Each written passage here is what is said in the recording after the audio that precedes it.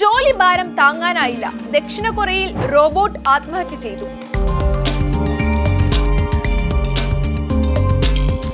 ഈ ഒരു വാർത്ത എല്ലാവരും ശ്രദ്ധിച്ചിട്ടുണ്ടാകും. പണിയെടുത്ത് മടുത്തപ്പോൾ പാവം റോബോട്ട് മനോവിഷമം മൂലം ജീവനൊടുക്കിയെന്ന തരത്തിലുള്ള വാർത്തയാണ് പുറത്തു വന്നത്. രാജ്യത്തെ ആദ്യത്തെ റോബോട്ട് ആത്മഹത്യ ആഗോളതലത്തിൽ തന്നെ ചർച്ചയായി എന്നിങ്ങനെയെല്ലാം പറഞ്ഞുകൊണ്ട് സംഭവം അങ്ങ് വൈറലായി. എന്നാൽ സത്യത്തിൽ റോബോട്ടിന് എന്താണ് സംഭവിച്ചത്?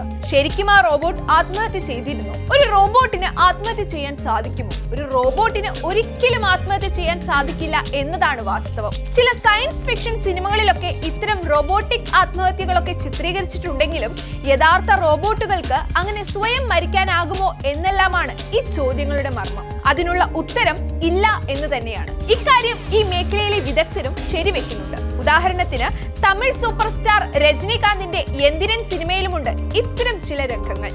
അപ്പോൾ പിന്നെ ദക്ഷിണ കൊറിയയിലെ റോബോട്ട് എങ്ങനെ ആത്മഹത്യ ചെയ്യും?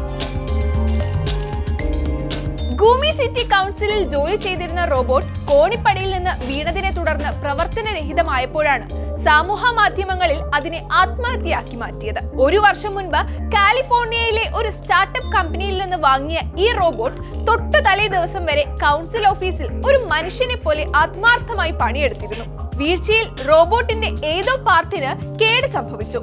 മോട്ടോറുകളോ സെൻസറുകളോ പണിമുടക്കിയതാകാം കാരണം. അതേസമയം ചില ഘട്ടങ്ങളിൽ റോബോട്ടുകൾ സ്വയം പണിമുടക്കാറുമുണ്ട്.